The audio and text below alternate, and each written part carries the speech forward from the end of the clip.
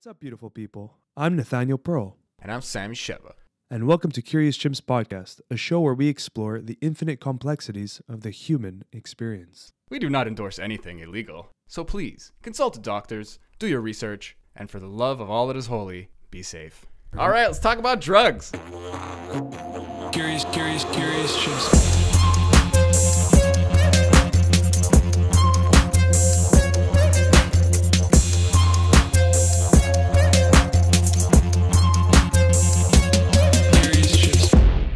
Let's get this party started.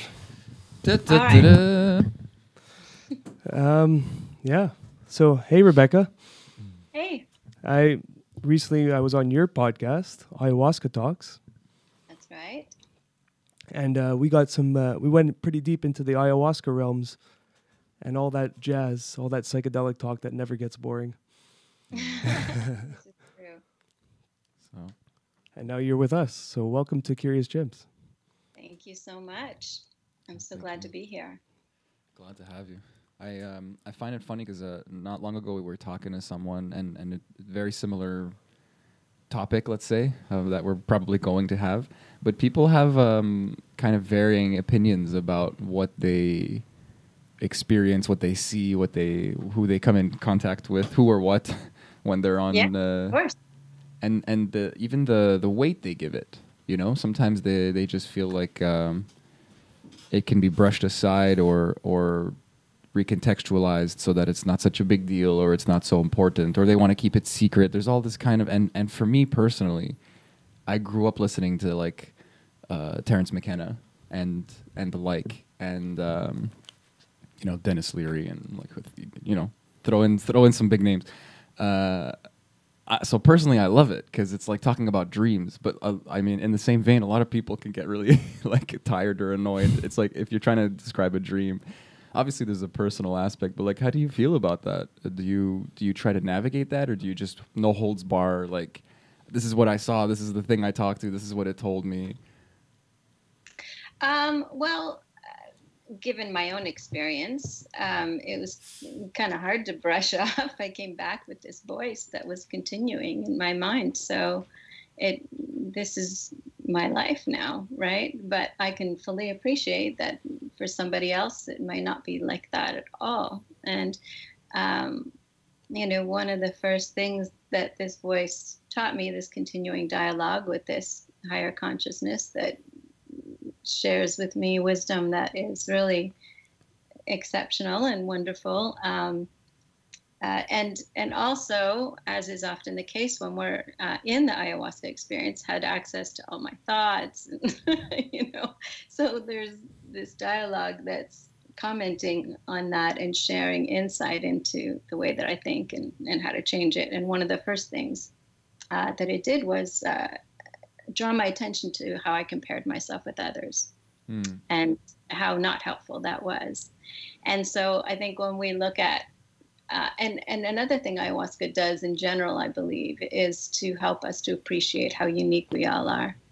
And I think that it's helping us to move away from this idea that everybody should have this type of experience and everybody should regard this as, sacred and that not, and all these categories and all these barriers. We're all sacred. We really are. And the medicines are there to help. They're only showing up as medicines because clearly we're sick.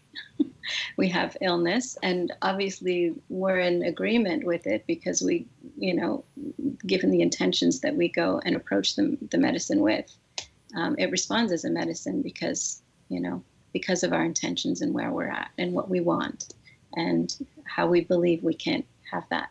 Yeah. I mentioned this to Sammy in the last podcast that it's like there's reaching a peak of chaos right now, and you can see it across the world. There's chaos, there's anger, there's fear, there's hate, there's all sorts of things going on, and there's this plant medicine solution almost kind of rising with it, and it's incredible to see because it's almost at the most popular it's ever been right now, ayahuasca and all the psychedelics, and it's being talked about. There's like documentaries coming out on Netflix on pretty mainstream shows, and people are more more in tune with what this is. So it's like, it's interesting to see how they're coinciding together, you know? Yeah. Yeah. It's no coincidence, like you were saying, for sure. Yeah, I don't believe so. And I think that we have something to do with that too. I mean, again, I think we have this tendency to separate everything out. But I think that we're working in tandem, with nature to come up with solutions because we're starting to admit, that there are deep problems. And we're doing this through allowing some things to unfold that, are just this chaos and sickness that's rising to the surface. I mean, it's been there a long, long time. We're just kind of allowing it to run rampant so that we are put in a position where we are looking for different alternatives and recognizing that the ways that we've been addressing things or trying to have not necessarily brought us where we want to be. I mean, all of this is really, us working together. Or learning to. Ways.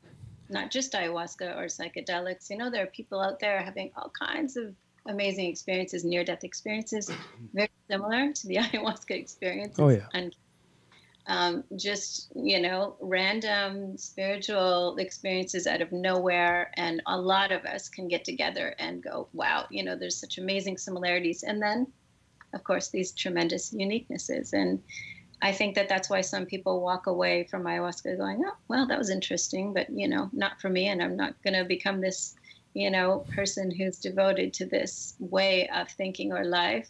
And there's other people, like me and just many others who suddenly have a mission and who've had this longstanding relationship and didn't even know it, Ayahuasca took me into a dream that I had years ago. One of those dreams that we forget, but she allowed me to remember it so that she could basically let me know that we had connected before and she had come to me like years ago. So I love that. I hear that so often. I've felt it myself. Really? Yeah, well, not exactly that, but just this kind of I almost want to use the word nostalgia, like this weird kind of spiritual nostalgia, like something comes up that's old, that's like been in you the whole time, kind of. And it has this flavor of some hero's journey, but that was put on pause. Like it's not so clear cut as a movie. It's like life went on and you had things to do, and then you drink some sacrament, that does something or knocks you. Like you were saying, there's whatever situation it is that kind of puts you in the spiritual mindset or like mind frame. Did we lose you? I think I just see you're frozen right now. Can you hear us? Oh, everyone, there's Skype technical difficulties. We'll see what's going on here. Maybe she might appear again. Yeah, Sammy, what were you saying? What was I saying? Well, I was talking about like this kind of reawakening. There's this feeling like it's not new info, but it's this realigning, and it's very invigorating because it is like something from maybe your childhood or something that just you're like, oh, it clicks again. Like you forgot something, and now you're holding something that obviously has this completely new context, but it felt lost for a while, so it feels even more important. I know I'm being vague, but like and no, this is and a lot of this important stuff, seemingly important anyway, is very nuanced. So it is hard to explain and articulate. But this is very similar to, again, near-death experiences where they come in contact with somebody who is familiar, but they know they didn't know them in this life. But there's that deep familiarity and love, and then they come back to this fear carnival. Oh yeah, the fear carnival. Yeah, you gave us a good one. We really should talk about that. That's just such an amazing. Let's get into it. I mean, metaphor, really. So you know how it was given to me, and I feel very blessed to have it and share it. But it makes so much sense, and it resonates even more now in what's going on in the world. And it's like the choice is so clear. It's almost like ayahuasca was just preparing me, And in many ways, I think that they're trying to, equip us to respond in this world in a different way. What I started to recognized very early on is that our experience here is very responsive, and I picked up on that before I even entered into the medicine world. I was making a film in South Africa, this fundraising film for micro lenders in the townships, and I got a chance to go out in the bush in South Africa for a bit. Cool. And there was this wonderful man who was one of these guys who just like so at one, with the natural environment there, and he breathed it in. He just knew it so well, and he introduced me to this acacia tree and talked about marvelous qualities, not the psychedelic aspect, interestingly enough. However, he did cover off like, hey, if you're ever caught in the bush without food or help, or if you're wounded, you can treat your wounds this way. If you need sustenance, you can make a coffee with it, and all of these things. This tree was like a lifeline. But the most remarkable thing that he talked about this tree was the fact that all the animals in the area fed off the leaves of the tree, and when a tree became sparse, one of these acacia trees, it would start to emit this bitter flavor through its leaves to drive off the animals. But not only this one tree would do it, all the trees in the area would do it, regardless of how full or sparse they were, to support this one tree. And to me, that was amazing to me. That was like, wow, nature is actually communicating and responding to one another without what we consider to be the only form of communication, right? And I thought there's something really profound going on here. And, came back, had a baby, got terribly depressed afterwards. And it wasn't the post baby syndrome or whatever they like to call it. I mean, I do think we give these names to, I think that we give them names to make us feel like we know what's going on, which is not always true. We've named it so we can feel like we're on top of it now. But exactly. I do think that there are a lot of, different things going on. For me, I think it was building for ages, and now I'm realizing there's a physical component.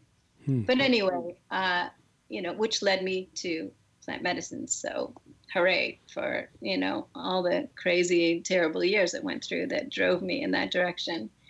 And then many of us who've experienced psychedelics and medicines, we realize right away that if we go in with fear, our experience is going to be colored by that. Absolutely.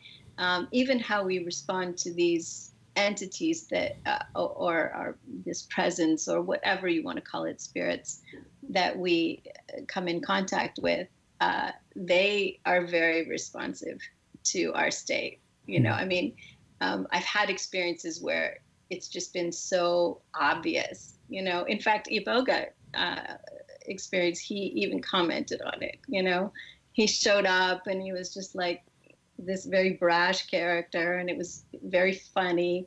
And we tend to regard many of us in the community, Iboga, with this, Oz type reverence, with a little fear mixed in there, right? And he shows up as this ridiculous, cowboy and da da da da da, and all this hilarious stuff. And I was taken aback. And he's like, "Don't do that. If you do that, we're gonna have to deal with that. Are we gonna deal with this, which is like all the issues I came to the medicine with, or are we gonna deal with that, my reaction, And this was all internal. I'm lying down with.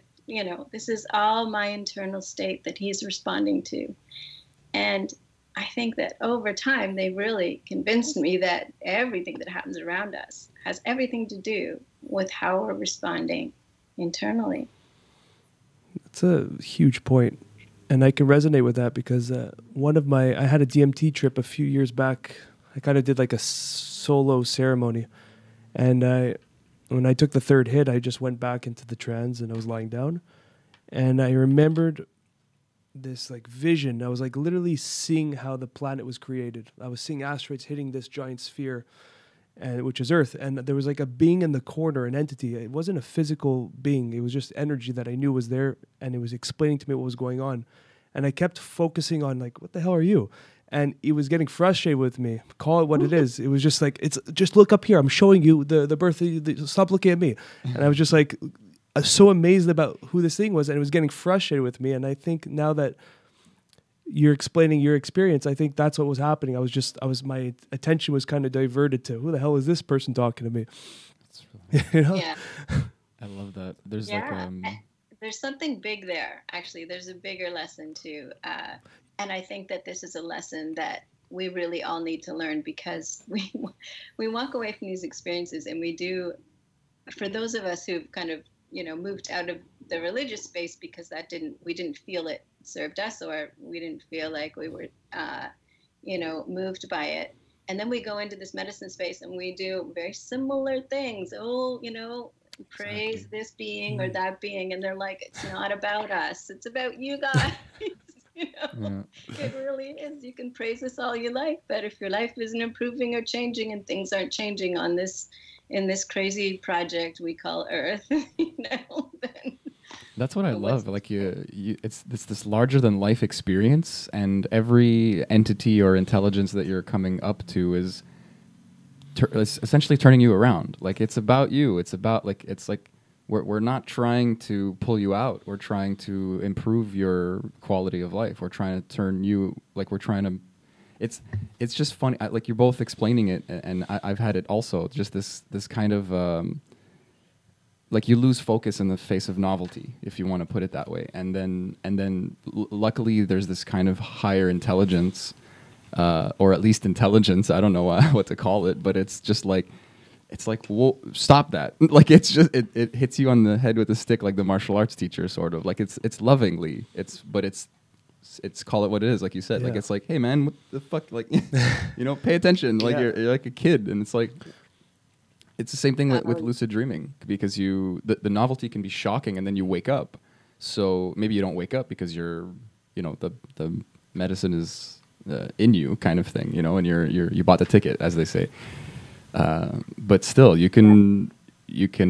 I don't want to say waste your time. I feel like there's a syllabus, sort of, and it's always meeting you where you're ready to hear it. It's almost like a frequency that you can just kind of dip your finger into, and what is not heard is because you can't hear it yet, and what is being heard is exactly what you need to hear. It's kind of a perfect system like that. I would even add. Perfect, yeah. I would add further that it is a syllabus, and it does meet you where you are, but sometimes, at least for me with ayahuasca, she'll take you a little bit further and be like, let's take a peek over there. And sometimes just that peek will blast you off into like a fucking spiral of panic, and then you have to work through it. But it's like a harsh lesson. And there's a meme, actually. It's like it shows you off a hand getting flicked off the cliff, and it says like ayahuasca's the flick, and then the bottom is like something catching you, and it's like ayahuasca's also catching you. So So yeah, I think we're just trying to get our attention, and I think that's a difficult task these days. Where we're at. Sometimes we're so stubborn. That's well said. Yeah, I mean, never before have I felt like so much of a kid, honestly, in the face of this immense wisdom, and me just trying to kind of, muddle my way through as best I can. It's like, oh my God, I do.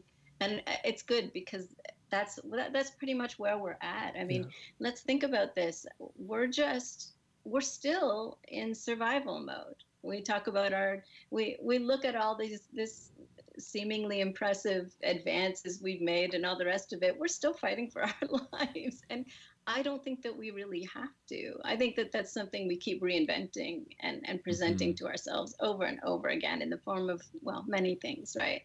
We have a choice, and that's why the fear carnival. So this fear carnival that was presented to you, Nathaniel, where, it was all very appealing in a carnival, lots of big lights, people seeming to really be engaged, and then this dark, mysterious forest that was the alternative. And I think that was just, and this is my take on it, these things appear to people for a reason, because it's a very individual thing. But for me, when I heard that, I thought, to us, the fear option seems like the only option. I mean, honestly, why would we go to that dark forest when there's these bright lights and everybody's doing it? And it actually seems appealing and comfortable. And I think that they're trying to tell us that that's the reality that we are choosing to live in, where fear seems like the only obvious choice, and this other choice that's going to be so much better for us seems, too dark and mysterious for us to take that chance. And I think they're helping us, take that chance. I would add too, because that vision of the carnival, there was, I saw, as I was hovering past the carnival, I saw there's people with only a few fear currency dollars. So the vision was that there's the fear carnival where everyone's paying with fear currencies. And the more money, the more currency you have, the more fear tickets you have, the further you can go into the carnival. And then I saw, this image sticks in my head very, very vividly. It was some overweight guy with the cheese dripping down his nacho cheese dripping down his chin, and he was holding like the nachos and a giant stuffed animal, Okay. And he's just walking like this. And so as I was hovering through, then I see the beyond, where it was like this musky forest. It said the beyond on the top, and there was like a couple stragglers. But I would add that people that living in that fear, we're all in some sense part of that. But there's some people where they don't even feel the fear anymore because they got so much of the currency. So they're so comforted, and it kind of like tricks you into this reality, but it's all on a foundation of deep fear, but it's like a distraction. This comes up a lot when we start to delve into areas of wellness and mental health, and we start to look at how addicted we are to certain emotions because we have experienced them for so long and we perceive them in a certain way. I went through this period of time when I moved into where I am now, which was maybe almost a year, maybe a little less, after this big voice kicked in, this big dialogue. I'd had some back and forth in my shamanic, experiences before medicines, but afterwards, after ayahuasca, it just kicked in fully. Anyway, I come here, and then my lesson, it seemed to be shifted from whatever questions and answers we were doing before to this whole avenue of surrender. This is what I'd hear in my head day and night: surrender, surrender, surrender, surrender, surrender. And it was forcing me to focus on this concept and what it meant. And when I found myself surrendering, I found myself relaxing a lot more, and I was more open. As we know, when we do these medicines, when we're closed, sometimes it can't get through to us. And this is me not on medicines. This is me just connecting with this presence, right? But it was teaching me about the state that I was in. I didn't even realize. There was a lot of soothing voices, and I'm thinking, am I like that, on edge? I didn't even know. We're so unaware because it's so common to us, and we become accustomed to it and addicted to it. And so we keep provoking it in our lives because we want to keep going what we're familiar with, and that's part of the appeal. It's like we don't know that other way of being, and it frightens us. Ironically, being in fear is so familiar, and we believe it's protecting us too. There was a belief, because when I dropped it, I felt vulnerable. And yet that's the powerful state, is to be not in fear, and to be vulnerable and to be open. And, I've not listened to mainstream media for years now, unless I'm in a position where I have to. And that happens sometimes. I was taking my mom for some operation. You're sitting in the waiting room, and there's this 24-hour news thing that's murder, arrest. The same thing. I was on a ride to a funeral recently, and the news was playing in the car, and it was murder, death, COVID, murder, arrest, hospital, injured, COVID, it's just over and over again. And I'm looking at my son, hoping to God he's not listening, because he never gets exposed to this stuff, right? And thankfully, his attention deficit situation helped out a great deal. He was not focusing on that at all. And we started to do the whole cloud thing. I asked him to count cars and point out the red ones, or let's look at clouds. Look, I see this animal, and he's easily distracted like that. So yay for that. But just think about someone who's exposed to that all the time. That fear level is going to be, it's like adrenaline too. So I can see the addictive nature of it. Oh, big time. It's also reinforcing that lack of vulnerability. So there's this kind of unconscious defense mechanism where, like, we're all fish and that's water. Like you were saying, we don't really notice it, but we're kind of addicted to it. Like, you don't want to get out of the water. You're scared. You think you're going to die, essentially. And then fear begets fear. Like, you just kind of keep having this, fear gets you more fear. Like, you just, like the fear carnival is really interesting. I think there's this subtle thing that you're kind of touching on. The fear is created by that unknown in that forest, and then they kind of built this, like, the response to that fear is this fear carnival where you are effectively diminishing or avoiding or ignoring the fear, but everything is costing you this fear currency. It's like you're buying into fear. You're just buying more fear. This carnival gets bigger and it becomes like a world of its own. And this freedom or this other slice of reality, this other version of yourself, this possible danger, that's the vulnerability. That's not the fear. The fear, I guess you're living in fear either way, but it's how you're perceiving it and how you're living with it. Whereas if you're just on the rides, then you're getting fat and you're getting, like, whatever that analogy continues, you don't even feel the fear anymore. And like you're saying, I use my mom a lot as an example because she loves, sorry, Mom. But she watches the news a lot. And when I try to point out what it's like doing to her in that sense, because she does, and maybe not everyone feels this way, but she does kind of build up fear. It's like this lid that has to blow every now and then because she's like, no, there were like this many rapes and murders this year or something. Like, it's like, do you see any of this? Do you live any of this? She's like, no, I need to know because for my safety. Like, what, do you have a gun and you're like waiting for the murderer at the door? Like, it's like it's hard to it's hard to tell people that a lot of our security is theater. It's hard for people to let themselves feel vulnerable. Because, like you were saying, it's this thing that we've outgrown. We're not in danger, but we are totally still feeling. We're still riding that evolutionary wave, and we are we're tense, and it's making us sick, and it's making us like get angry at each other and perpetuate like stupid memes that are dividing us and making us feel lost and disenfranchised, and all the bad things in the world can kind of be rooted down to this. I mean, sometimes you just trip and fall and you get hurt, and that's not necessarily fear's fault, but how you respond to that is. And it's global, and it's overwhelming, and it's layered, like you could think you get out of it, but then you have a next level of vulnerability, a next level of fear. I think life, like ayahuasca, has that kind of syllabus effect. Anyway, I'm just ranting now. It's a thing I do.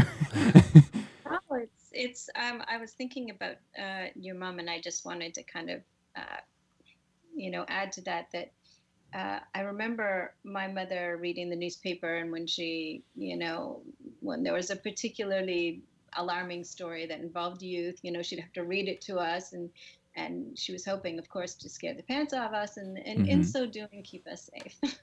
This is the reasoning.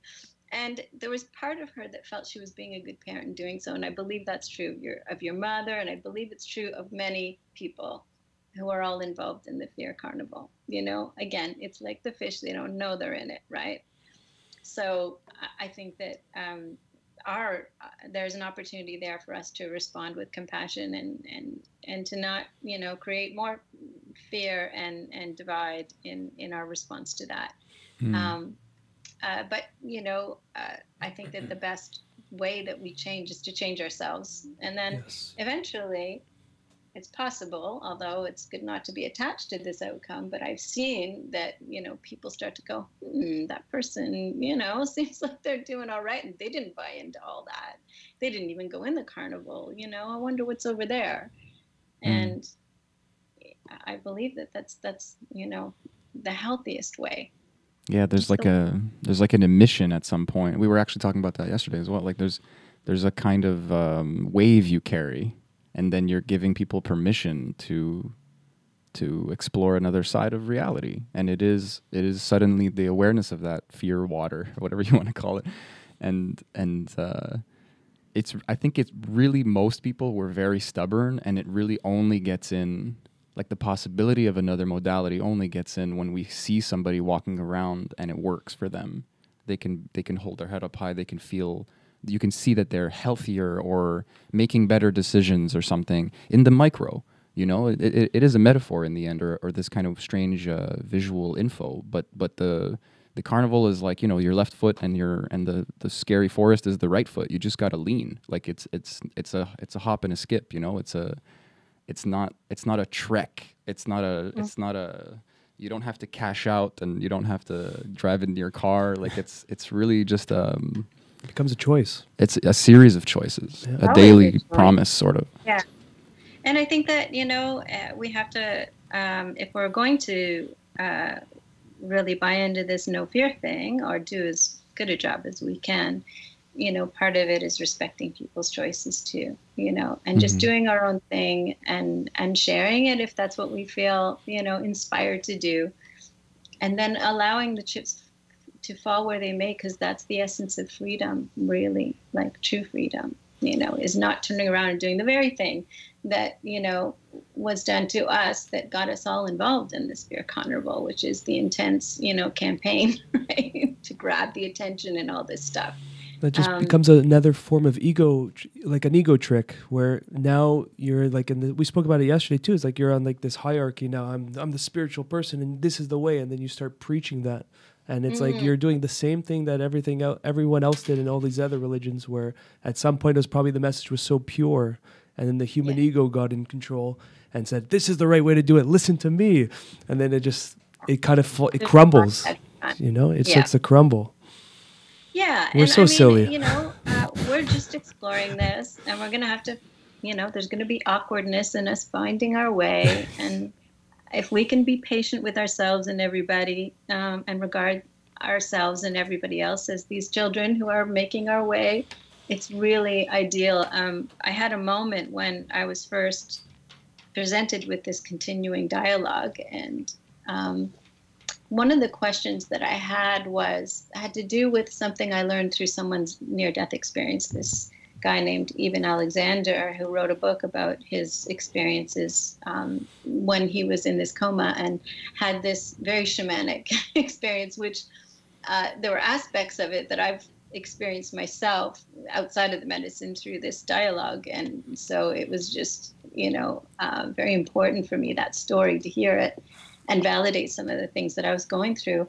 But one of the things was a little concerning to me, because there's this description, as, you know, he was very vivid in his description of this setting where there are all these different kinds of people, and some he described as peasants. And I thought, because for us, that's kind of more of a loaded description, you know, with all of our ideas about these things, these hierarchical ideas. So I asked this spiritual ally of mine that I dialogue with, saying, what about that anyway? Like, is there a hierarchy? Like, are there people at different levels, you know, of what have you, you know, spiritual understanding, existence, whatever. Awareness, freedom, intelligence. Yeah. And they said, absolutely. But the way that they view things is entirely different than the way we do, because then they used my son in this analogy in the response. It was like, it was the way that we view hierarchy is like, you know, if I look at Evan, my son, who's now 11, saying, oh God, look at him. He's only 11. You know, he hasn't even grown up yet. If I looked at, and of course the idea is absurd. We love, you know, children and all their innocence and the fact that they're just learning.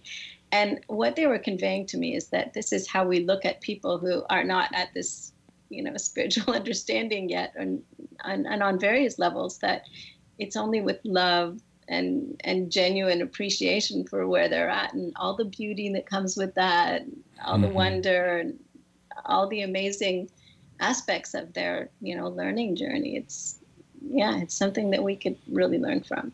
I love that. I mean, I'm hearing that a lot from a lot of different places, because it seems like it's really needed right now, but it's also a very old idea. There's just like love is never in question.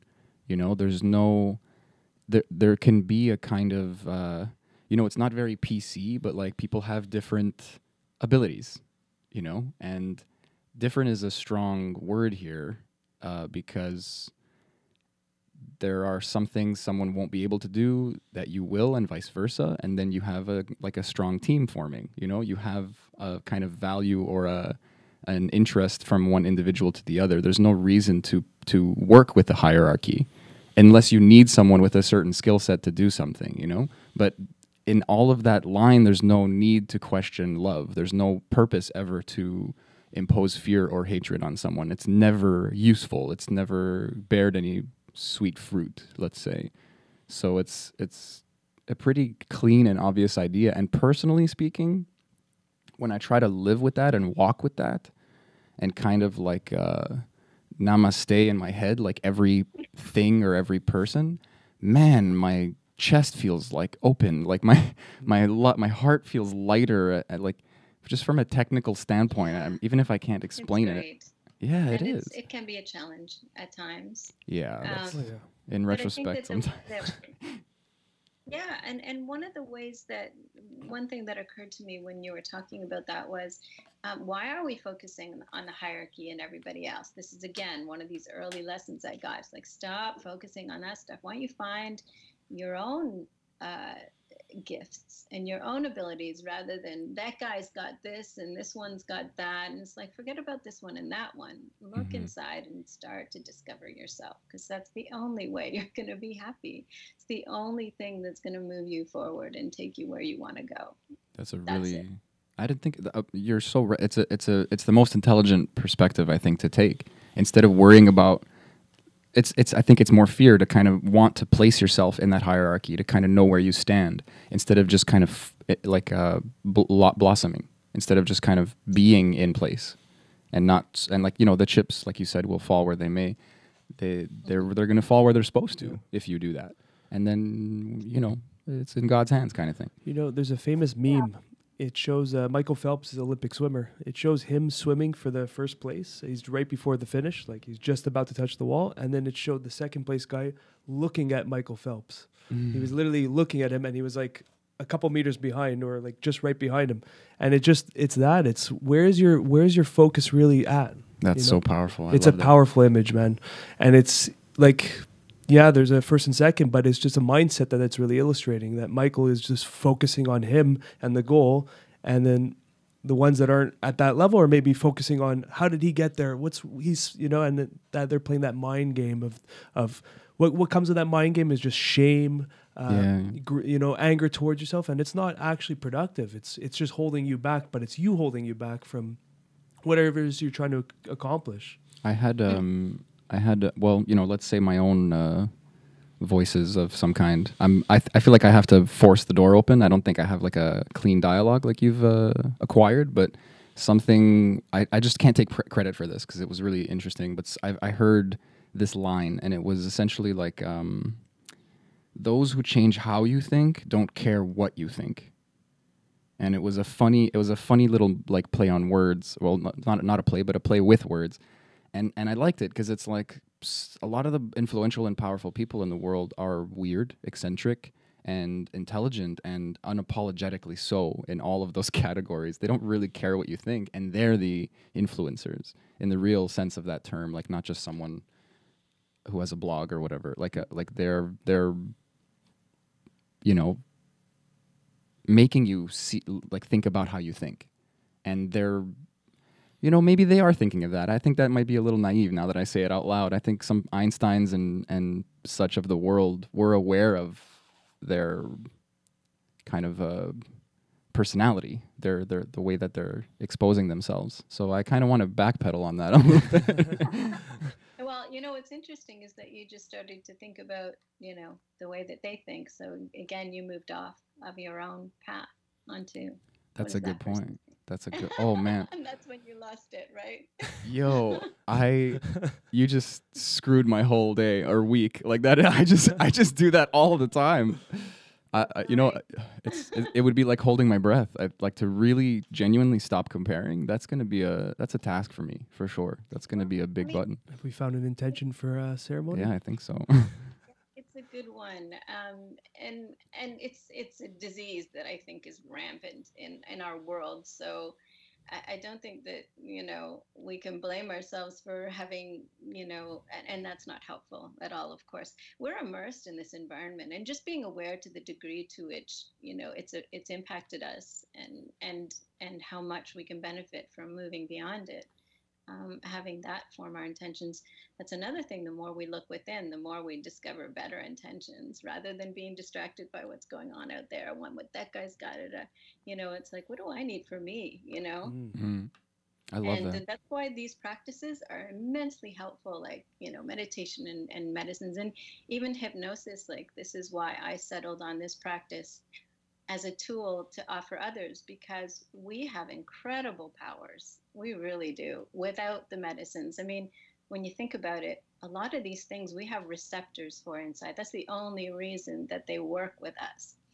So really, there's something they're connecting with inside of us that's making this happen.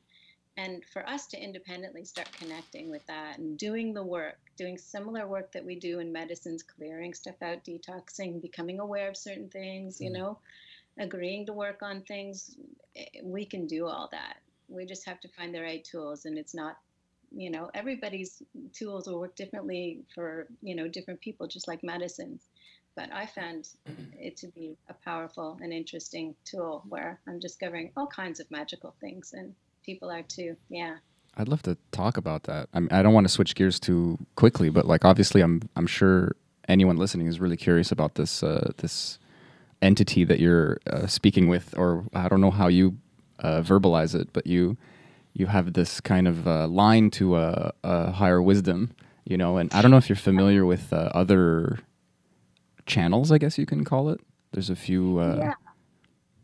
I mean, when I first came, it happened in a very interesting way, because of my own intentions, and probably because of who I am. Like, we don't know about these things, and I don't take credit for it, really. It just happened, and I know that at the beginning, I was so fearful about what people would think and all of that. And I just really had to let all that go.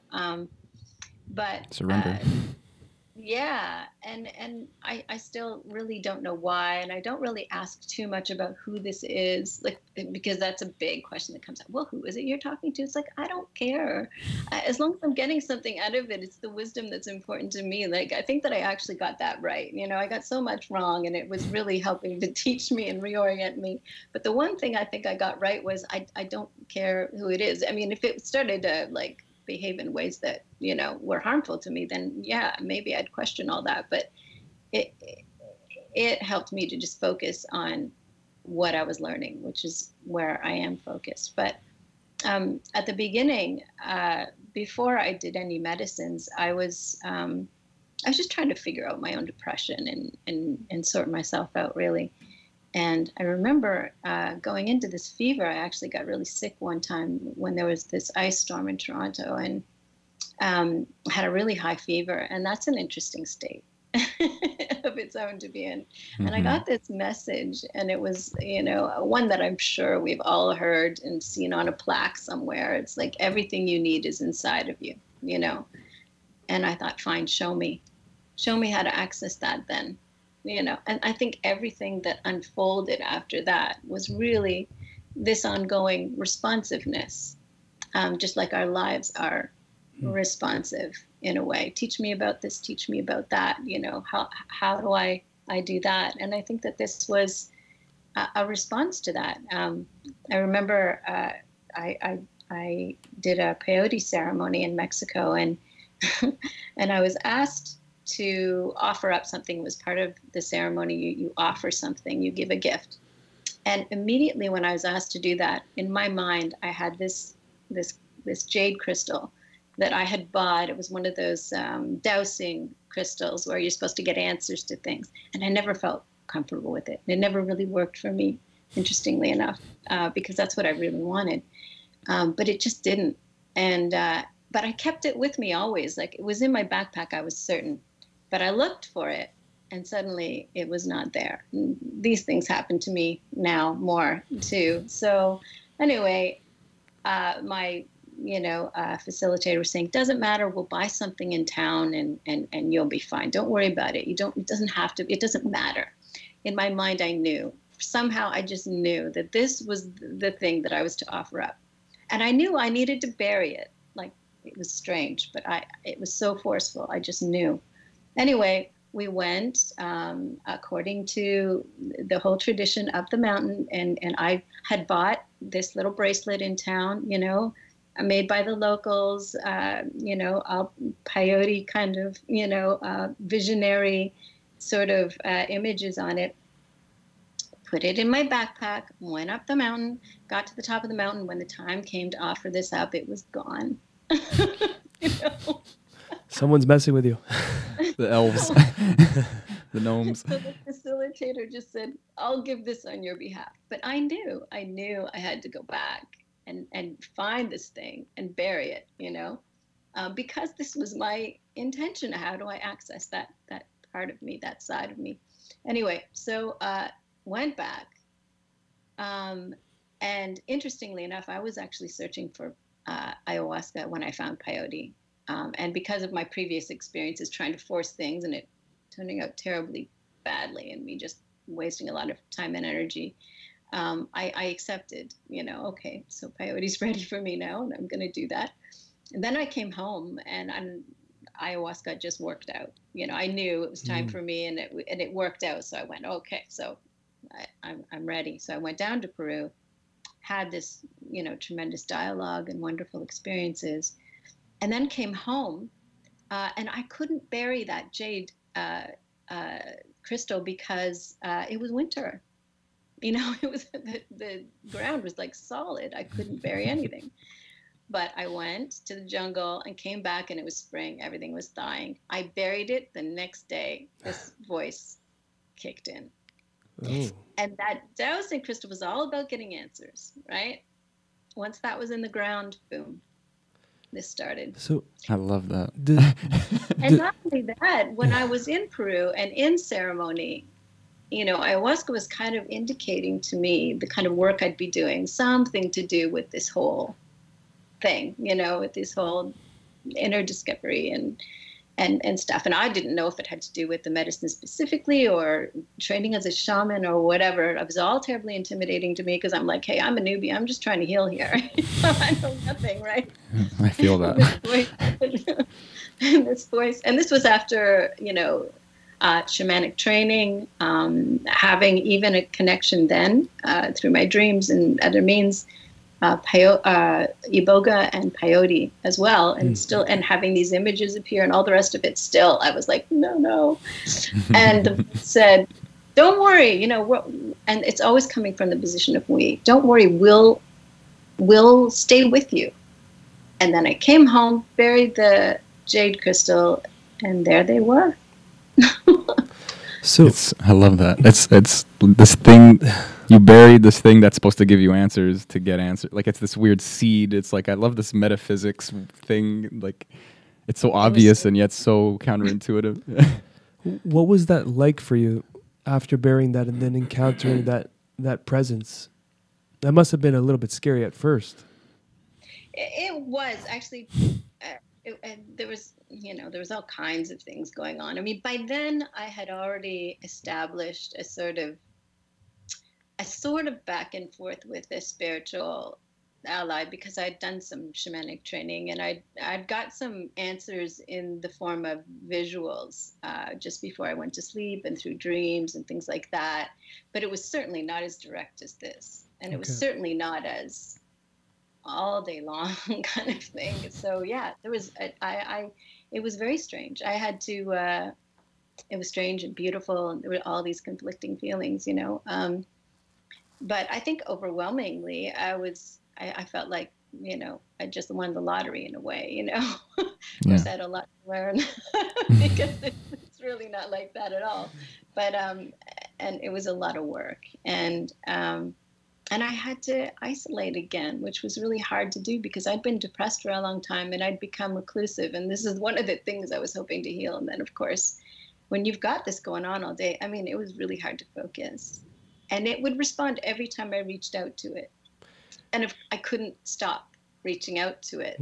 And so I'd be reaching out to it like you're walking around with headphones and you're not aware of how it's impeding your ability to be responsive to the outer world socially, right? You know how you do, you're getting into a song, you're like, oh my God, I got to get onto this bus or whatever, right? So this is going on, right? This dialogue, and I'm like barely focusing on the outer world, and really, so I really did have to kind of, you know, focus on that and my son. For me to better understand this, was it like a physical form that you can see around in your space, or was it all like just this more of like an energetic feeling of just a presence?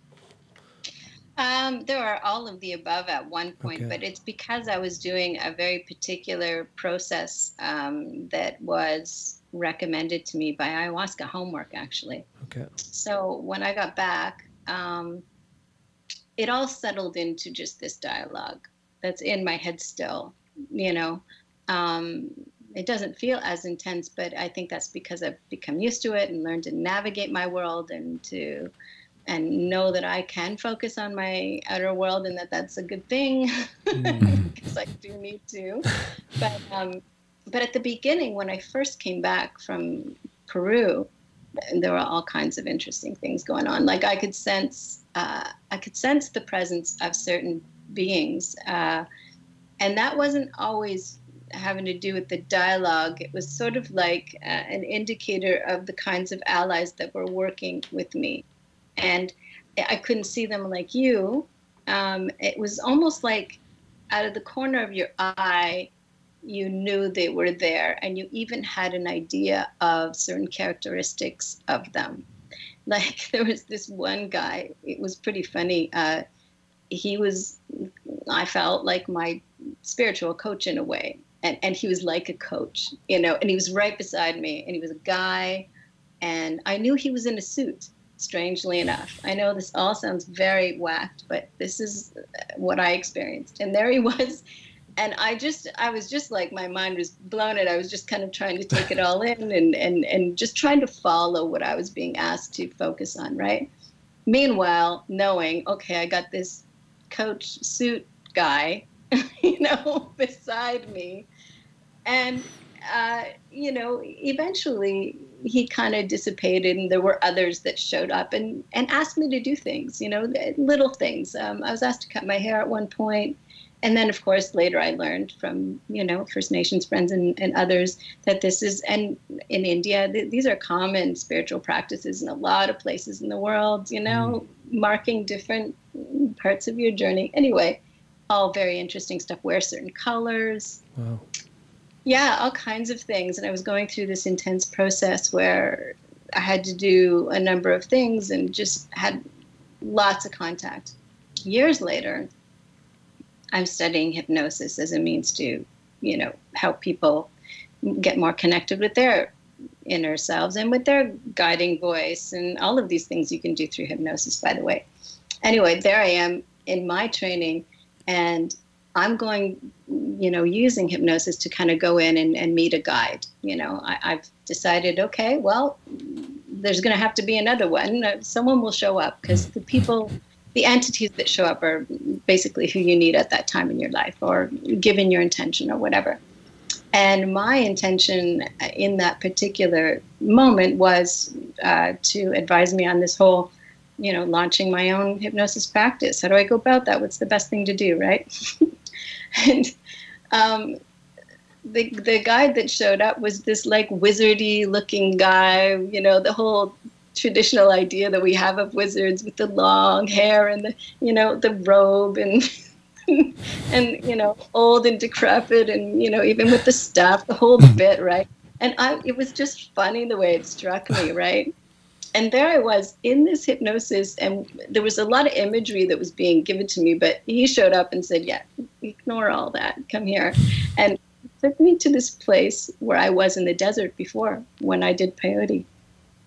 And in the desert, there was this facilitator took me to a place that was very unique, with a little lake in the middle of this desert. And he took me to the same place. And I'm like, are you my, like, business guide, you know, this wizardy guy? And he started joking. I'm the best business, you know, guide. And he was like all creaky, and it was hilarious. Made me laugh. Anyway, And going into this experience, my heart, I had some pain in it too, which was interesting. I ignored it and just kind of kept going.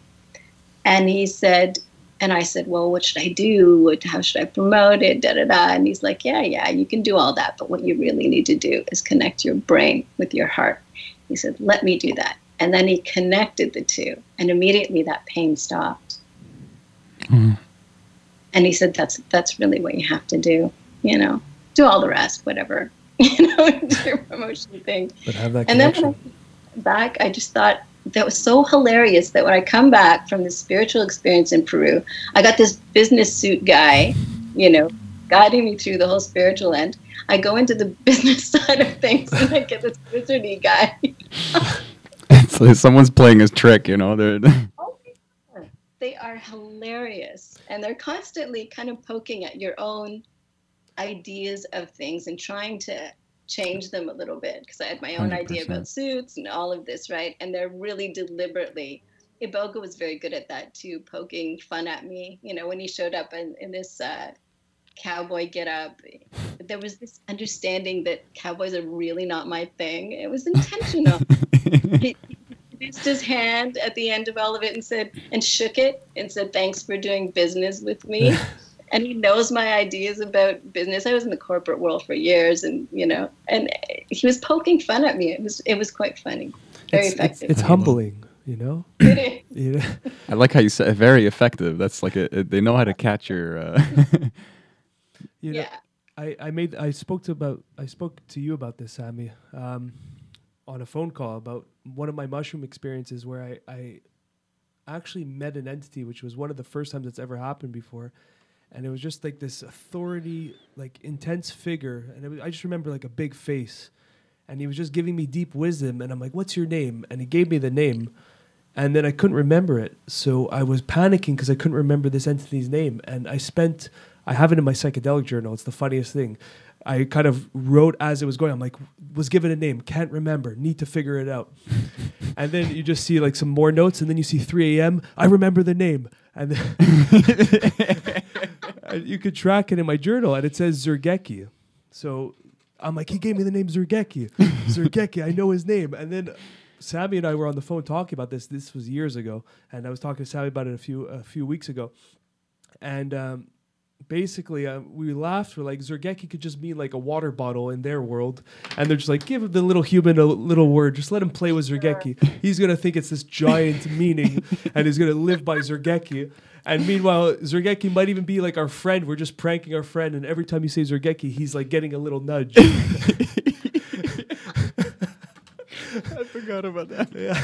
So it's like, the whole joke is that I took myself so serious. This name means something. This name is Zergeki. Words have power. We think we're invoking something, you know, like you think there's this magic spell. Like you want it to, you want to have a key or something, you know, like you want to be left with something. And yeah, you know what? You don't know what you're being left with. Zergeki could just be a water bottle.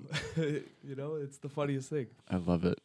And that just reminds you, hey, you're taking yourself a little bit too serious. And you didn't fall for that.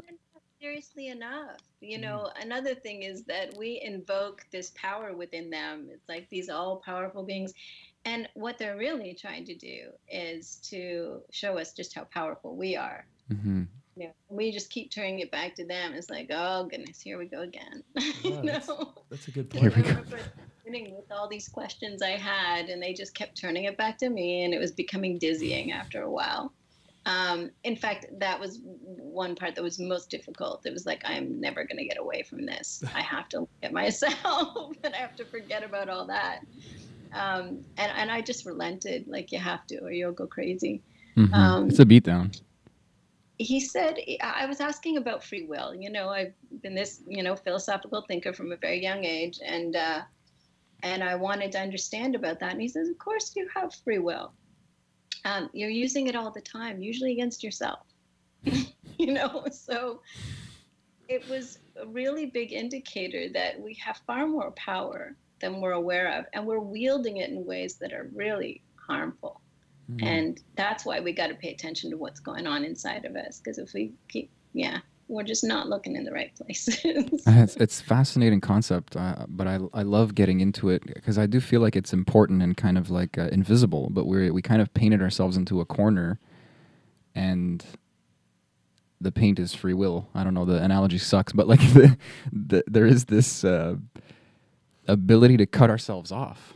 It's like, okay, you have free will, like everything's of God, everything's cool, everything's perfect, but also you have free will and self-awareness and perception. And it's like, oh, we're going to use that to pretend that where everything's ruined and everything sucks and we're not of God. And then God or whoever, all the entities are like, no, but also I guess that's karma. Let's have fun with it. There's this weird grace about the whole thing, but it's definitely a suffering, you know, like we've used our power to make ourselves believe we're powerless. Yeah, there's a lot of suffering. I was telling Nathaniel that I came across the recordings that I made when I first came back from Peru and first had this voice and went through all this dialogue and all these intense dreams and waking up at 3 a.m. with these messages, and then I couldn't write. I just couldn't like turn on the light, and I was still in it, you know. So I just grabbed my phone and pressed record and just talked, you know, and that was easiest for me. And so I got all these recordings and I just started listening to them. And one of them was just about this immense suffering, you know. They would ask me to watch certain movies and then they would give me this teaching and this whole healing through it. And I'd be like bawling, you know, and getting these downloads. And one of them was just about all the suffering. It was the story of Anne Frank, and it wasn't about the Nazis or, you know, it was just about this mass suffering and all of us. And that, you know, wanting to not be out of it is not enough. There has to be some deeper fundamental change, you know. There has to be something deeper. You know, wanting it is a good beginning, but it's not enough. We do have to shift fundamentally. And I do believe that working with these medicines and then doing our work when we get back out into this fear carnival is, you know, this medicine journey that we call life, you know, because it doesn't stop with that. And when we find ourselves walking around in this experience, trying to come from a position of love and having that challenge, we got to pay attention to those reactions of ours, because in there lies a lot of possibilities, you know, because we can learn a lot about ourselves when we find ourselves being angry at that person. The more we focus on that person, the further away we get to the answers. The more we focus on ourselves and why we feel that way, that's where the magic is. Yeah, it's funny. There's this Medium channel guy that I'm really interested in. His name is Paul Selig. I don't know if you're aware. He fascinating, mirroring a lot of what you're saying, and it's funny. Just a small difference I'm hearing. Not really different, just a different approach. But he often says, like, what you put in darkness calls you into that darkness, or what you damns you back. But what you're saying is like ignore other people. Obviously, there's a lot of love and work, and it's an interconnectedness thing, you know, but that's later, let's say. Some of us need to go a little more deeper into the foundation and just work with ourselves, on ourselves. And then this downstream byproduct will be this treatment, this fair and open treatment of ourselves and our outer world and the other people around us. I don't think that where I'm coming from is different from what you're talking about this other guy is saying, because I had a lot of lessons about that too. Because again, they have full access to my thoughts. So they know when it's straying into that person does this, you know, blah, blah, blah, which unfortunately, you know, this is again, a part of the big sickness of our existence is filling our heads with harmful thoughts about ourselves and others. And when the critic came in about myself and about other people, why is that person doing that? And that person could be doing like something that I guess a lot of people might even think was harmful or mean or whatever. Doesn't matter. This voice did not care at all about any of that. It's like, know what you're doing with those thoughts, you know? It's like tapping them on the back and saying, hey, come into my, you know, existence. You're calling them in, you know? Because your mind is going there. Our mind is very powerful. So how are we going to use it? If we use it, filling it with ideas like that, yeah, we're doing exactly that. Yeah, we're giving that a lot of power. Yeah, we don't realize it. I feel like the mind is this crazy, like infinitely tentacled octopus thing, and we are just letting it run rampant and stay attached to so many things, and all that power is kind of being dissipated or distracted or funneled like in a wrong way, or in a less productive way, or in a self-harming way, or in a stagnating way, you know. But if you can direct all that energy, if you can quiet it down and kind of wrangle it in and put it where it needs to be and take it away when it doesn't, man, that's, you become a Power. different kind of human. Yeah, it's this Immense power. and when you meet people like that, when you see the not necessarily very driven or focused, I think that's often a common byproduct, but there's some kind of laser about them. There's something solid. I mean, them, us, like I've glimpsed, I guess. I definitely know I have a lot of work to do, but it can be as simple as having an auto hypnosis practice or a meditation practice or something. Curious sidebar, I know I'm going to forget, but do you use like tapes, or like do you auto hypnotize? Do you just do like a relaxation induction on yourself? Is it kind of like a walking? Yeah. I, you know, it's very interesting with me now because I have this voice that helps me. So I do recordings for other people. But ultimately, when I work with people, I teach them to do it for themselves in the end. You know, I record whatever goal it is we're working on to help them to achieve. But ultimately, I teach them methods so that they can do it for themselves as I do it for myself. But with me, it works a little differently because sometimes this voice kicks in and does the whole thing for me. It's like beautiful. Yeah, That's it's awesome. amazing. I go back to the jungle. I connect with healers, and yeah, I have ayahuasca experiences with it. It's beautiful. But getting back to something you were saying, yeah, let's focus on. So we discussed the harmful thing about, you know, letting your mind go out and all these thoughts about, you know, whoever's doing bad things. You know, it does take up a lot of our space, and I can see how enticing it is, just like the art carnival there. You know. And you seem to have this great purpose. You know, I had this purpose before I delved into the medicines. I was, you know, making activist-oriented documentary about the deep world politics, and I really believed I was getting somewhere, and on this, you know, tremendously important mission, and I was doing harm to me and lots of others. I was not helping anybody. Now I'm doing so much more help than I did then. But I'm glad for it all again because it led me where I needed to go. But anyway, fast forward with the whole power of our mind. I remember this incident where I was on a streetcar with my son, and, you know, pre-COVID, like a few years back now, and we were crammed, you know, to the gills in this streetcar together. And sometimes, you know, people come on and they're not in great shape, and I've got my young son there with me, and the protective mama comes out of me. Anyway, this guy stumbled on, and he just wasn't doing too well. And you know, that protective thing, it's like a knee-jerk reaction, you know. But instead of reacting, I reach out in my mind to this, you know, presence that I refer to as ayahuasca, and say, well, what do I do about this? I can tell this guy's not in great shape, and I don't want to, you know, be offensive or go into fear or anything. You know, help me. And so her response was, okay, you know what we're going to do? We're going to give you a love bubble. And I had this full imagery of this pink bubble being surrounded by me and my son, and ours was connected, the two of us. And then, and it was not only protecting us, but emanating love outward. And then she dropped a love bubble on this guy that wasn't doing too well. You know, and he was clearly drunk and, you know, on the street, you know, poor guy. Anyway, and he was out of it, right? But we're smushed up against it. And he turned around out of the blue after the love bubble drop in my mind, right? And he turned around, looked at me, and he said, "Thank you." Whoa. Whoa. And started to talk about his spirituality. Whoa. That's Out of the blue. I had not said a word to this guy. All of this was going on in here. That is phenomenal. I love that. Yeah. We spoke about this yesterday, about vibes and vibrations, and different people can actually, you feel like you kind of get pulled into their vibration and you get elevated.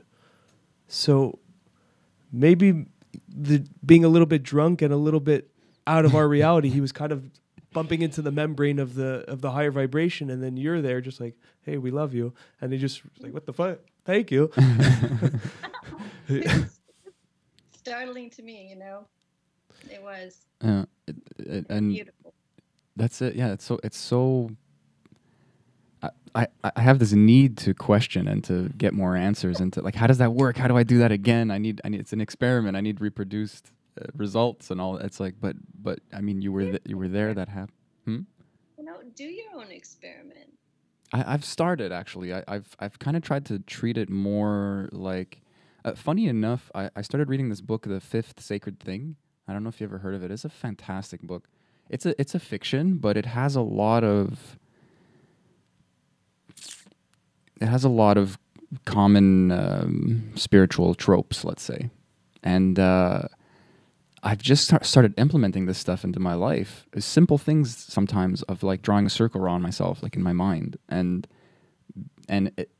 there is this question of individuation and protection, but as soon as that comes into play, you realize you're not, like, you want to emanate love still, like you were saying, but there's this effectiveness that I am experiencing. So even though I wish I could like write a textbook about it and teach the next generation or whatnot, you know, like I can't exactly do a class about it, but if it's changing my life and affecting my day to day, you know, my ego doesn't like it, but I guess that's as far as it needs to go sometimes. It's incredible. We have this vibe, this reach, you know, and if we play with it, then we start playing with the outer world, with the 3D world as well, in a way that we weren't before, in a subtle way, like in a behind the, like in the code kind of way. I don't know. Is that something that you would want to do? You mentioned, well, I couldn't, you know, teach others. I mean, is that something you would want to do? I think I have. It's a little bit of personally in like a shadow way, like in a kind of ego way. We talked about this yesterday afterwards, like when we were walking. I just have this need to be able to defend what I am experiencing. If I was in your position and I had a clear like channel to like a higher wisdom, I would have a definitely hard time exposing myself, like telling other people about it, and as soon as they had questions. I can't imagine how you felt like integrating this into your persona, so to speak. Yeah.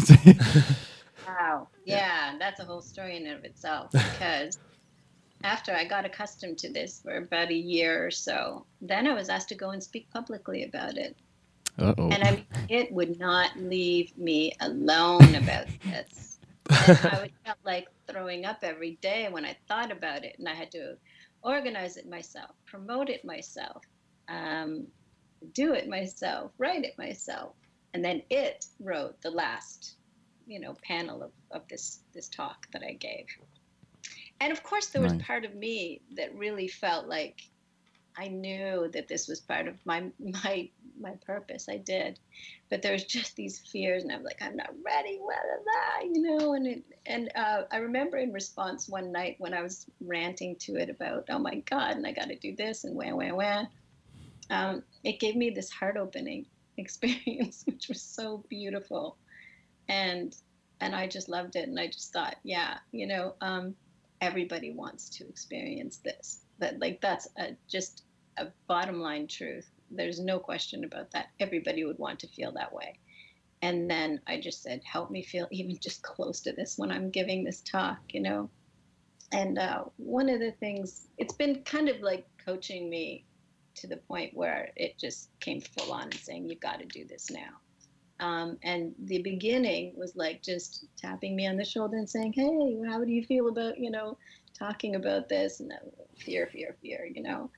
And its response was, that's because you believe that you are separate from them. And the voice was talking about the audience, you know. And again, there was this theme of responsiveness. So again, I had to heal whatever was inside of me that was at odds with myself, because this experience is responsive, right? What was that quote you showed me from Community? Because that's exactly what she's saying with the suits. Oh yeah, Yeah. yeah. There's this show that I'm obsessed with, and there's this younger man who is like in college, fresh out of high school, and he's wearing his leather jacket because he was, like the star quarterback of the football team, and he's kind of riding those egotistical coattails, and he asks this guy, like, people have been, busting on me about wearing it. If I take it off just to please them, I lose, right? It's like they get all the power. And he goes, man, keep it for them, take it off for them. Either way, it's for them. That's what's weak. And Yes. and he just goes like, whoa, you're wrinkling my brain. Like he didn't even see, he got lifted a layer above, and it's like you're playing this game of comparison and fear. And the truth is, I mean, maybe the show is not that spiritual, but the conclusion is like you're playing with hierarchies again, and you're holding on to a position you wish you had, essentially, and not admitting the position that you are in, and then just kind of seeing this like this Indra net of humans. Like there's a beauty in where you are and where you're standing, and move on from that and just do the work you got to do. Like, don't worry about the he's over there, she's over here, I got to act a certain way. I mean, can you expand on that a bit? Like, because you said you had to heal this kind of inner thing now. Like you had this comparison, or this like forgetting that they're just people as well, and that they want to hear you, or maybe even need to hear what you have to say in on some level. Like what did you have to kind of trick in your own brain or in your heart, like to be able to get up there? Oh, well, that's an ongoing thing, really. It's just our relationship with ourselves. Like, I've just been working on my relationship with me, because that's really at the heart of all of it, right? When I'm focusing on other people, I'm just distracting myself from that more important relationship that reflects outwards to my relationship with everybody else. So once we have a better relationship with ourselves, our experience in the world improves. And it's an ongoing thing. It's like a marriage. It's like anything else. You have to work at it. And there are times when, you slack off, or you reach a plateau, and then there's the next thing, it's a lifelong thing. So I think it's improving for sure. And then you reach another level where a new challenge comes, and then you start to be aware of your own reactions to all of it. It's an ongoing thing. It really is. But there's lots of fun and magic along the way to keep me entertained, and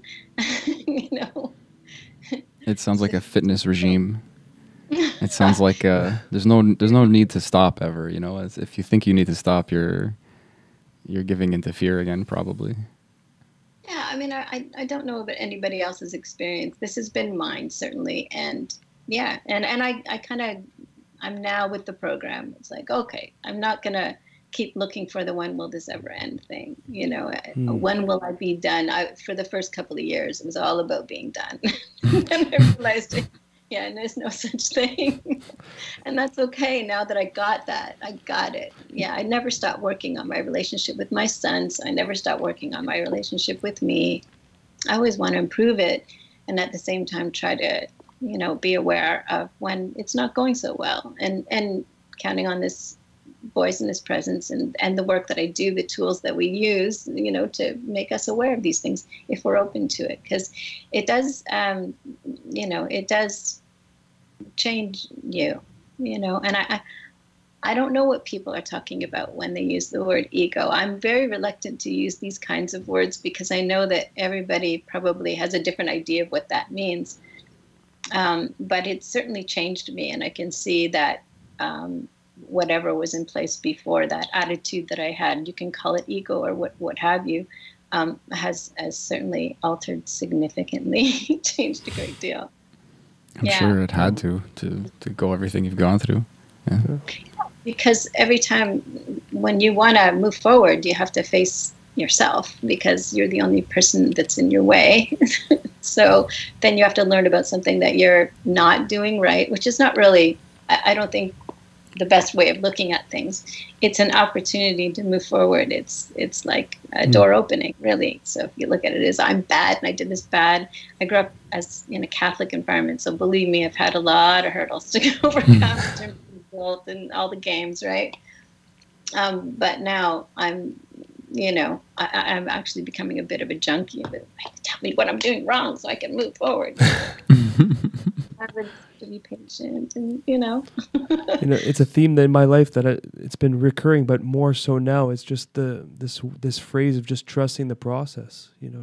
Just really trusting the process. And trusting the process doesn't mean doing nothing. It just means doing what you're doing, and knowing that it's going to lead somewhere. Even though if you can't see where it's going, you just trust that it will, and that's so empowering. Surrender to it. Yeah. Yeah. This whole taking our defenses down, all those things we think are helping us, and letting all of them go, and then the magic happens. I remember this voice came prominently to me, because usually it's in response to me reaching out and going, what about this, or what about that? But I remember one time when I came back from Peru, because I went early this year, and had a very difficult experience, and came back. This voice kicked in big time saying, you got to go back. And I was like, so the retreat didn't work out so well. I was in Peru. I had a friend who we've been in contact for a long time. It's like, let's go to Cusco. And I'm like, yes, let's get something positive out of this experience. And this voice is going, go home. And giving me enticing images of my country. Like it's almost like they were trying to make me fall in love with my own country again, when I was just like, really wanting the jungle. And anyway, it was crazy. Finally, I relented, and 2 days on the phone with the airlines, and in tears in the end, finally getting a flight home that I didn't want. But by the end of it, it's like, I guess I did, because I was going so crazy. Coming back feeling much more fried out than I left, and the messages I got from these experiences too. It's like, okay, you got humanity has to stop focusing on illness. And I come home to COVID, and then I realized, of course, that the reason why I was being urged to go home, one of them was I would have been stuck there otherwise, right? So it was very helpful. Anyway, I came home, and I had a part-time gig that I was using to kind of help me ease my way into my whole full-on, just doing full-time work with shamanism and hypnosis and, podcasting and writing and all my stuff, right? And then I was like, moved out of that because, my job ended. And anyway, I'm working on all this in my mind and doing some cleaning, which is, you can go into a meditative state when you're focused in this way, right? And I'm going through the problems in my mind, and I think I was trying to use my old logical self to solve them, and and thinking about all of the problems associated with one situation. And this voice kicked in and said, you're praying to all the wrong gods. And so I sat back, and I'm like, okay, what do you mean? And then it occurred to me that when I'm thinking, again, this power of the mind thing, when I'm thinking about that could go wrong, and I got to avoid that, and I was thinking about all the negative stuff, right? And what this voice was inviting me to do was think about all the positive possibilities, the God of prosperity, the God of opportunity, And so as soon as I started to think about prosperity, I got this image of this God, of prosperity. And it was funny and very much along the lines of the kinds of experiences that we have with medicines, where these characters show up, and it was just a way to get me to focus in that direction. Like, we are really the gods, and we're communicating out into the world. That's what I want. When we're communicating on all these problems, it's like saying, hey, problems, come my way, I think that's the most counterintuitive lesson that I'm trying to integrate right now.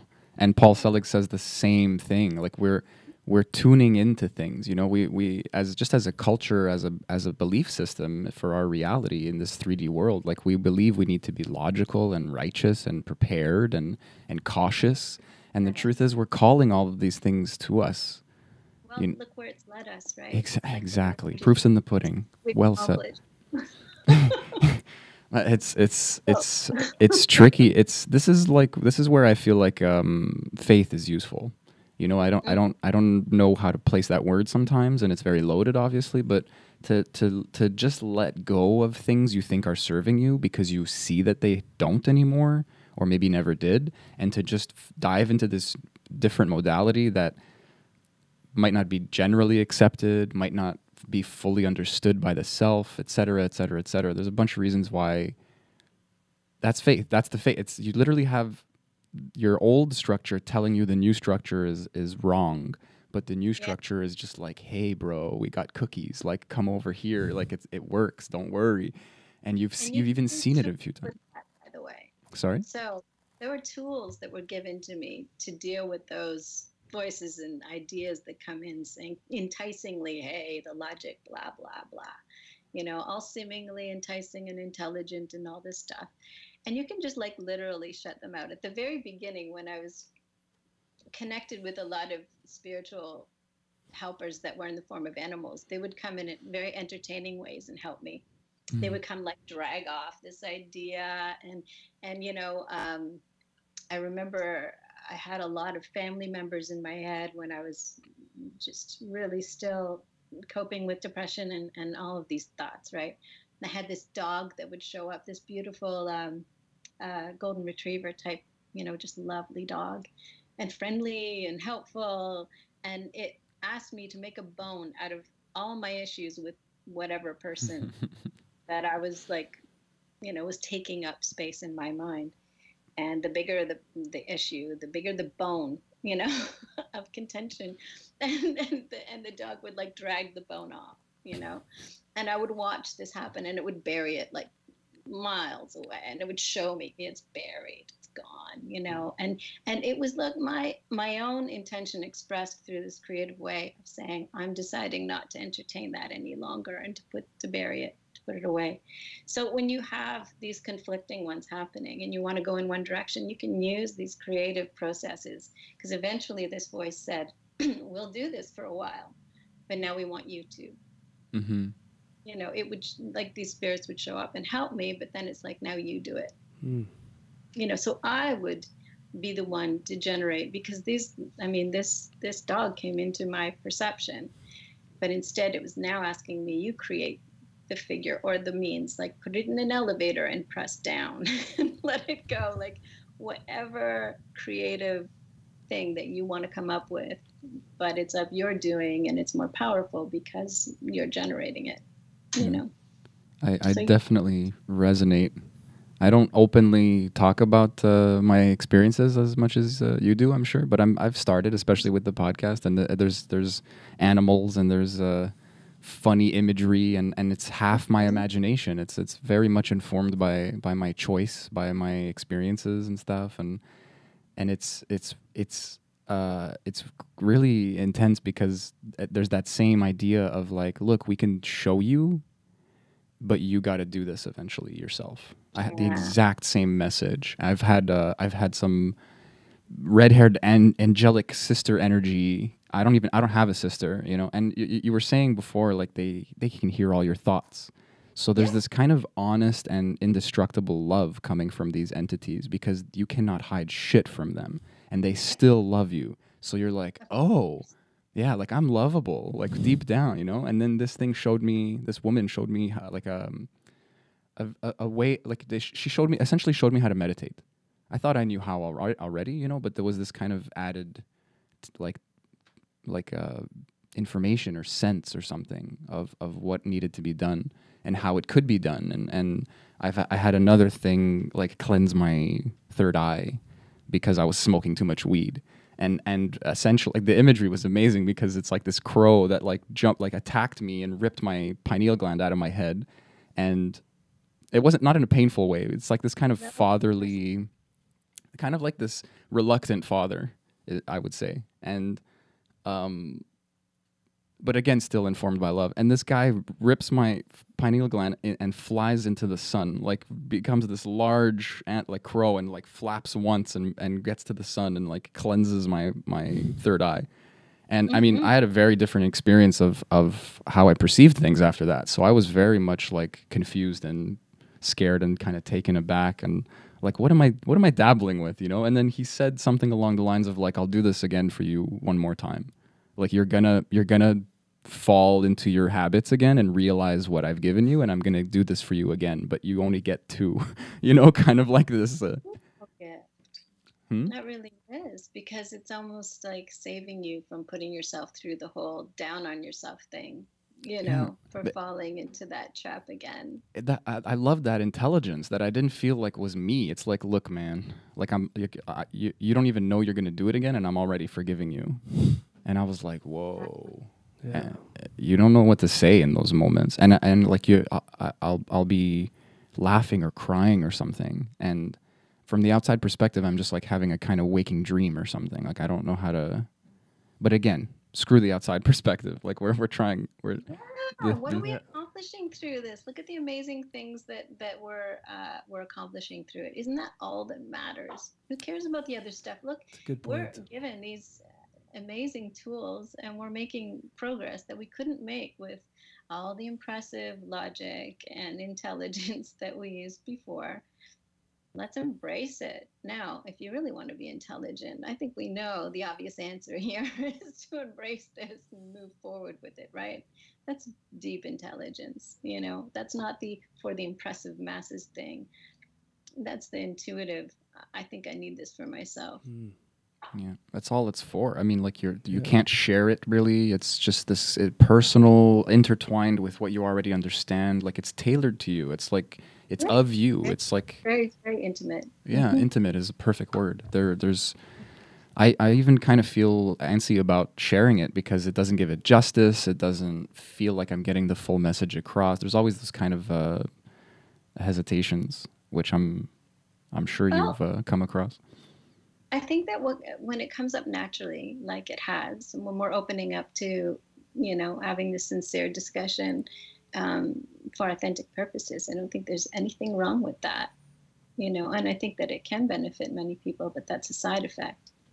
I think that it's helping us to discuss it, right? It is. I feel if you're coming from any place of fear and self-doubt and stuff, you're going to instantly color anything with that caution and that righteousness that I was talking about earlier. And in this case, you know, a voice isn't telling me to kill somebody. I don't feel compelled. Oh, exactly. You know, this is not, I'm functional, you know, if anything, I have to tune in, I have to force, you know, you're being bombarded by a voice, you know, it's not exactly the same, but like I said at the beginning, do you have trouble shutting it out sometimes? Or like you said, now it's kind of a mastery. Like it's like you can tune in and tune out.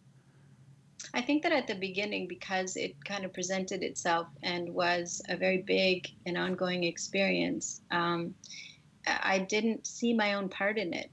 I was just, this is happening to me kind of thing. And then, you know, it took years to understand that the nuances of my own, the way my own mind was participating, you know? So now I reach out to it very deliberately, but then again, I have a relationship with this, whatever it is, this entity, higher consciousness, you know, what have you, that I call ayahuasca, because when I've asked, who are you, whatever, the word ayahuasca keeps coming back, so I'm fine with that, you know, because I didn't really worry too much about all that. I just wanted, you know, the help. Just a noun is useful sometimes.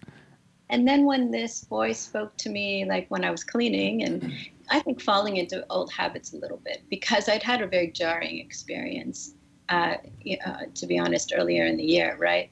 And then, you know, coming back on the plane and the whole COVID thing, and then being faced with knowing that, you know, one of the things I had to integrate was, you know, not focus on this, and yet everything was like red lights, you know, fear and it was impeding my life. It wasn't something that I could really easily ignore either. So I was trying to navigate this, and I guess I was slightly moving my focus into old habits, and then this voice did kick in. So yeah, sometimes it does. I wouldn't say bombard, but it does intervene. But at the beginning, it did feel differently because I wasn't aware of my own participation in that. Now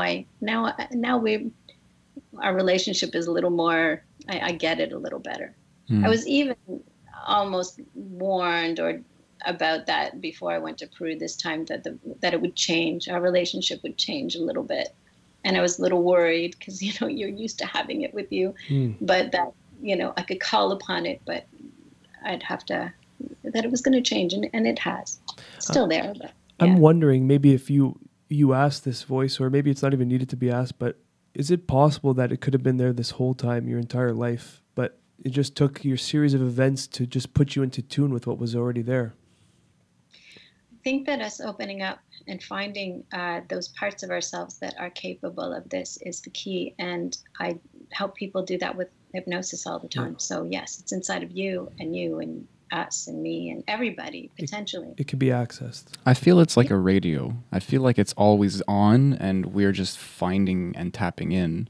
But I'm not sure. But I'd love your opinion on this. I find, at first at least, my first few, like, handful of experiences like this, where some kind of outer intelligence was presenting itself to me, I was always in a kind of state of turmoil.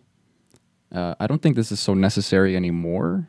Maybe this door to perception is kind of open, but like I was suffering essentially, and maybe in some kind of vulnerable state, and forced to listen, if you will, and then I would start discovering, or these things would be presented to me, and kind of louder, like kind of less informed by my imagination and more just coming in clear. Oh yeah, all the time. They have ways of making us pay attention, for sure. And this is why we developed this understanding of this relationship as being parent and child, because there are very similar dynamics, like, oh my God, it's like, listen. Sometimes. It happens all the time. Yeah. Oh man. Wow. I'd love to, I don't know, it's kind of a loaded question, but I had certain entities or dialogues when I was in ceremony with ayahuasca, and now I'm wondering, because of this, this voice, let's say, has chosen that noun for you. Like, do you think it'd be easy for me to kind of re-access that, or them, sure, as ayahuasca? Sure. Maybe? Yeah, I'd love to experiment that, because they were very. I think I've mentioned it on the podcast, but it was a fascinating experience. They were just talking. There were kind of these two floating things, almost like masks, and they were talking to each other. They weren't talking to me. And I've had that too, yeah. It was really. Were they having a discussion about you? Yeah, they were. I was having, all my thoughts were bubbling up. I was in the washing machine that we go through sometimes when we take psychedelics, and I don't know. I'd have a thought about feeling a certain way, or seeing myself a certain way, and they'd be like, "Oh wow, he thinks he's like this. Oh, he thinks he's this thing. He thinks he's this. He thinks he's that." I wish I had clearer examples, because they were mind blowing. It was like, you're creating all these labels that have nothing to do with what you actually are, but they weren't talking. Yeah. Wow. Just, you just tapped into a certain experience that we could have through hypnosis that will help you with that very thing, by the way. Rain check. I'd love to. I'd love to do that. We'll do it. And the conversation about you, I'm not the only one that's had this either, where, and I have a lot of experiences in the night where I wake up at 3 a.m. is this magical hour, and then first thing as I'm waking up, I get these serious messages to this profound, very deafening inner voice, where it's like, listen, and of course you're just like all attention, right? You're in theta state, which is actually very similar to where you go with hypnosis, right? So all of it's intertwined. Connected, yeah. But I had this experience in the night early on where there was like this council, of these these beings that were going, so what are we going to do with this one? Like me, right? And they were trying to work out, where I fit in. I think that some of us are just meant to play our role. This is not about ego necessarily, unless somebody makes it about that. Certain people are meant to do certain things. I mean, have you heard the stories? So some people come out artists, and it's like they just not realize that that's who they are. Other people come out with other gifts, like this woman that I know, that her mathematical skills were just like through the roof, and this was a love that she'd forgotten she had, and a skill that she didn't realize that she was so. I mean, this is the problem with paying attention to other people. It's like, I want that. It's like, but what you really want is who you are. Find out that, and you won't care about that so much. Not in an uncaring way, but in a not so distracting and unhealthy attachment kind of way. We just have to discover our own gifts. And for me, this whole using your voice thing, it just came back again and again and again and again. It's like, oh my God, okay, I got it. It was really tough for me, but there was no getting away from it. And I don't think, and they did say, you're not going to be well if you ignore this. This is very much a part of who you are. It's just who you are. That's, I can resonate with that. I feel like I'm being edged into that idea because I can't really handle it yet, but I'm being my head's being grabbed and turned sometimes, and it's like, this is you, man. Like, something in your mind doesn't like something in your heart, and you got to fix that, or else you're gonna get sick. Like, that connection is very important, and we don't think of them as aligned. In fact, in our logical external world, they seem to be very, unhealthily, like, separate things. The heart and the mind, it's almost like we're presented with this idea that they should be in conflict with one another or compartmentalized, and medicine's all they're trying to do is like, no, the opposite. All we have to do is turn our world completely upside down, and then I think we're gonna be okay. Yeah. It's a small ask. Yeah. Just flip everything. I believe so too. No, I remember I just in keeping with the conversation about discovering who we are and being at peace with that.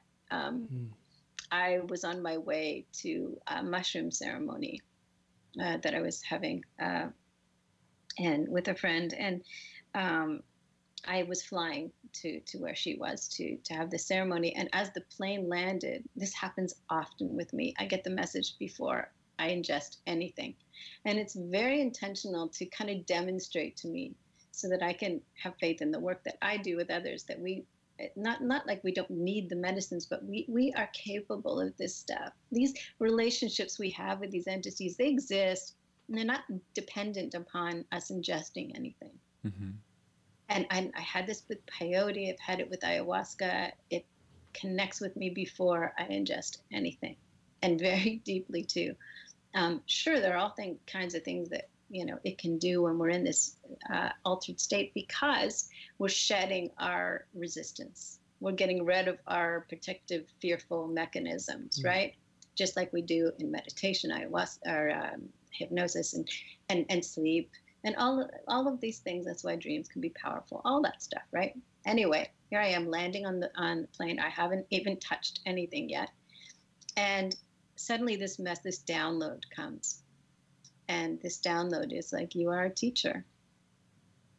And tears just started flowing out. I'm getting really used to crying in public, so I'm really fine with that. But there was part of me that just like I started to go into this gratitude mode. Thank you, almost like they were complimenting me, like giving me the greatest honor. And the response they gave me was, no, thank you, no. It's like, this is who you are. It's like you have a right arm and you have a left arm and you're a teacher. It's a fact. Get used to it. Own it. It's important. Pay attention. It doesn't have to do with ego. It's about authenticity. It's about us getting to know who we are. We learn in school about all this other external stuff. We don't learn much about ourselves.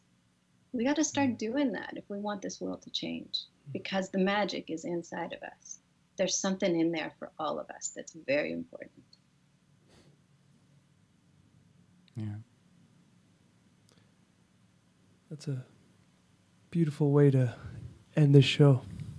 Yeah, we're pretty much at time. Wow. I don't know how to top that either. Yeah. That just kind of sucked the words out of me. It's the truth, man. We're leaning into some kind of individual. I don't want to say it in a bad way, but a kind of self-centered world. I think COVID kind of brought us all back into ourselves. A lot of different things are, and it's not a bad thing. I think we need to get in touch with ourselves, and I think we are, and I think that I'm grateful for that. Yeah. I think what we used to consider to be self-centered was from a perspective that is no longer the way that we can experience it now. It's not self-centered with respect to anybody else. It's connecting to that part of ourselves that needs to happen so that we can exist harmoniously in this world with others. It's almost like we're just connecting to what was neglected, you know? A kind of integration, yeah. Yeah. And now, now that's the focus right now, is to rebuild the one. And then when everyone rebuilds the one, you have a collective right there, because everyone is living true to the one. Yeah. Yeah. I mean, if we are all connected, then our responsibility is to our part. It's literally building the foundation, you know? Our part, yeah. Yeah. And connecting to that part of ourselves that can function well, you know, and be true to itself and authentic and be at peace with itself and with others. Yeah. What else is there to do here, right? Get on it. Get on it, everyone. Well, yeah. Well, thank you for joining us. That was special. I wish it didn't have to end. Honestly, I'm having a great time. Put me on again. I would love that. Okay. I would genuinely love that. Absolutely.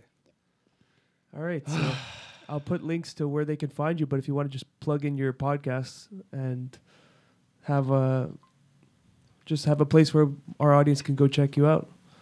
Sure. The podcast is ayahuascatalks.love, and I have a blog and a website where you can reach me at RebeccaHayden.com, or you can also email me at rebecca.hayden@gmail.com. Beautiful. Awesome. Thank you. Thank you so much for being with us. Thanks, guys. Take care. Stay curious, everybody. Yes. That was wonderful.